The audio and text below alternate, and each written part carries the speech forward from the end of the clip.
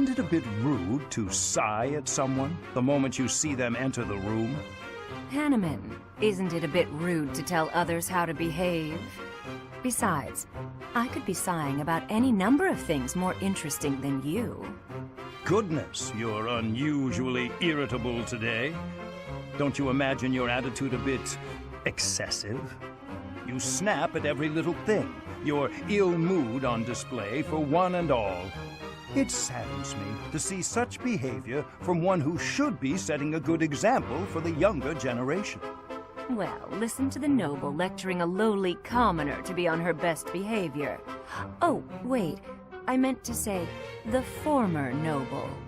I fail to understand how my birth is relevant to the topic at hand. I was merely trying to say that as a fellow adult... You're not done lecturing yet? Leave me alone and go pester someone else. Maybe leave everyone alone and go focus on your precious crest research. I don't know what to say to you, Manuela.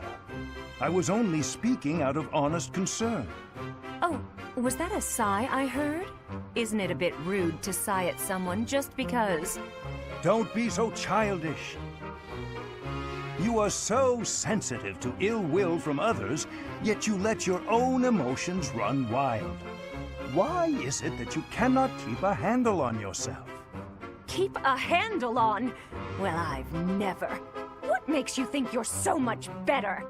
Just because you keep your emotions bottled up behind your stupid, stony face. Well, it doesn't mean everyone else has to do the same. Stop telling everyone how to behave, Hanneman. It will make you and the rest of us much happier. I will not stand for this insolence. It is high time someone taught you. Go on! If you think you can change me, I'd like to see you try. Ha!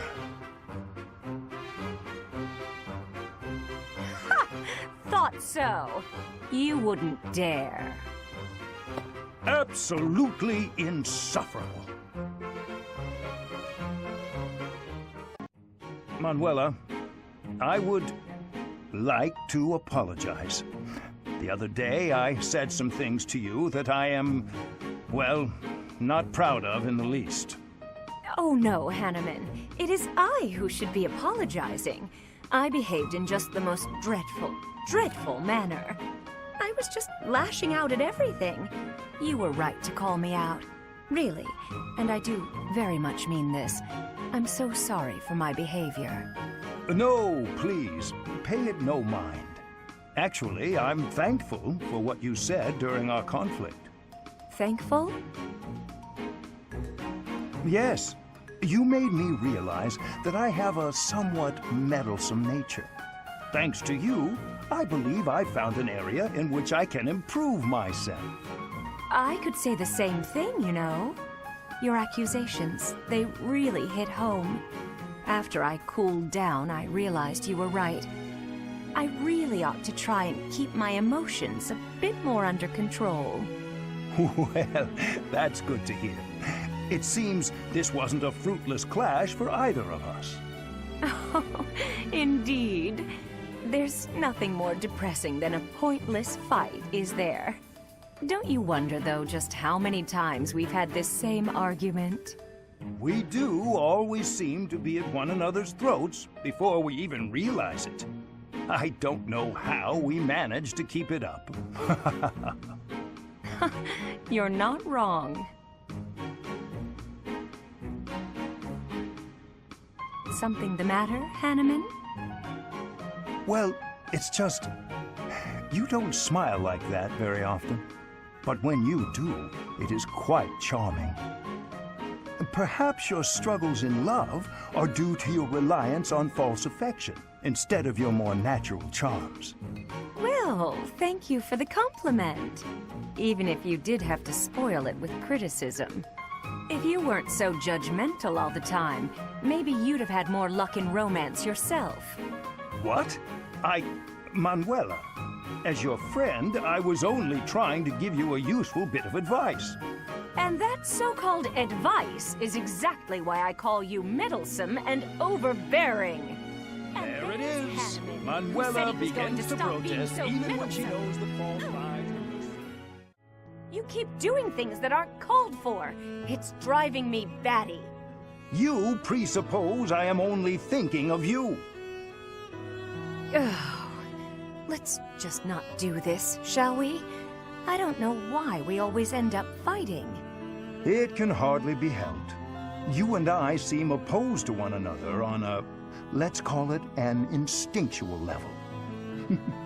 Perhaps this could even be considered a form of fate. What an awkward fate to have.